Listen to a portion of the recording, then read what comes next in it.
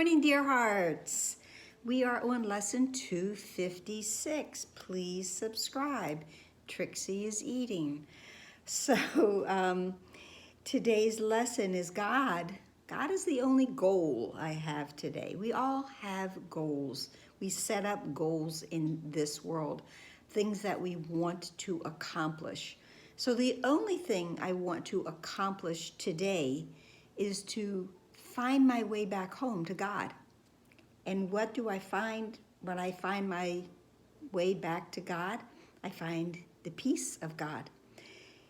And there, I just needed to mention my favorite lesson again, 205, that the peace of God is my one goal, the aim of all my living here, the end I seek, my purpose and my function and my life, while I abide where I am not at home. So God is the only goal I have today, because in achieving that goal, I have achieved everything.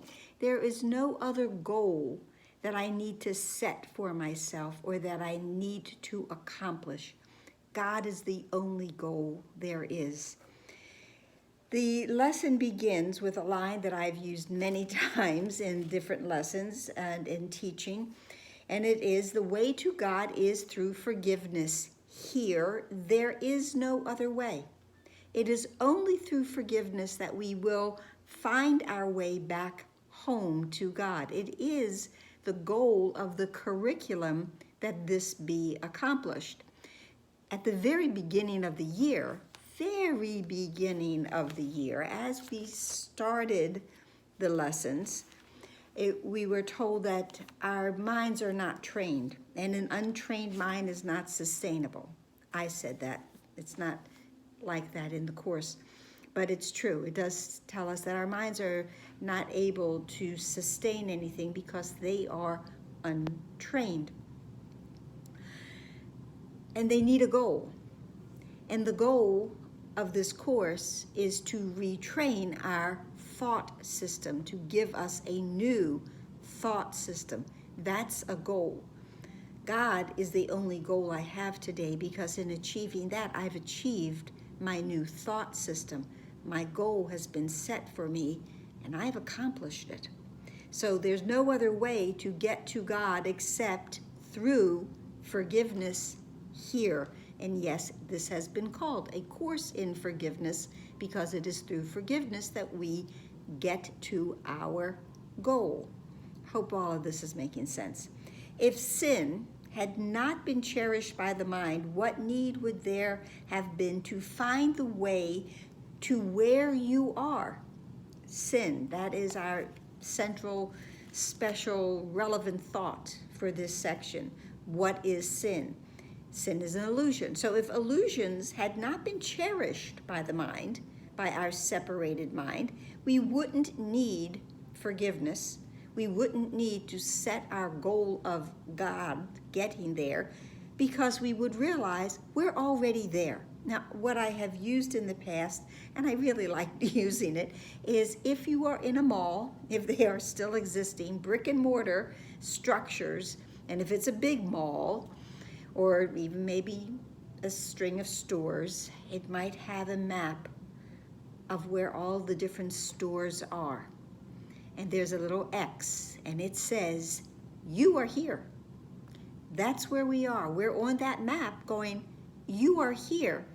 But everything that we truly want is already there. We are already there, because we are already in the mind of God. We just haven't realized it. So I don't need to find the way to where I already am. You are here. Who would still be uncertain if you realized you are here? Who could be unsure of who he is because you are here? And who would yet remain asleep in heavy clouds of doubt about the holiness of him whom God created sinless? Sin, illusion, those ideas, those concepts give us doubt, so that we have forgotten who we are. We need to remember to rejoin ourselves, because we are indeed already home. So here Here we can but dream, but we can dream we have forgiven him in whom all sin remains impossible, and it is this we choose to dream today. Now remember, with sin, if we go back to our relevant thought, paragraph 4 told us that a madman's dreams are frightening. If we are insane, if we are in the illusion, and being in the illusion and believing that is real is equal to being insane. So a madman's dreams are frightening, my insane dreams are frightening, and sin appears to terrify. There's no real sin. It's missing the mark, it's a mistake. It is no thing that is real, so there is no thing about it that should really terrify and frighten me. And yet, what sin perceives, what the illusions perceive, is but a childish game. The Son of God may play, he has become a body, and is prey to evil, that evil can come to him, things not of his wanting, but then we have that prayer of responsibility that everything that has happened I've asked and I've received, and to guilt, with but a little life that ends in death. But we are sinless, we are guiltless, we are eternal, we are home in God, we are part of his mind. And all the while, his Father shines on him and loves him with an everlasting love, which his pretenses cannot change at all. My illusions cannot change the truth. No illusion can change the truth. The truth is. End of story. God is. End of story. So, God is our goal. Forgiveness is the means by which our minds find and return to him at last, because we forgive ourselves for all of our vast imaginings and illusions, and then we find our way to where we already are. You are here. And so, our prayer portion of today's lesson, and so, our Father, would we yet come to you in your appointed way? We have no goal except to hear your voice. God's voice speaks to me all through the day, and today I choose to hear only God's voice. Let every other voice but God's be still in me, the other day's lesson. And no goal except to hear your voice and find the way your sacred word has pointed out to us. The way is cleared. We have forgiven. We are forgiven.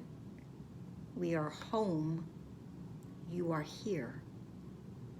And that is the goal we have today for the realization of where we truly are. That's it for today. I hope it helped. Please like, please share, please subscribe, please subscribe, please subscribe, please comment, and set that goal. The only goal we have, the goal of the curriculum, to remember we are home. Namaste.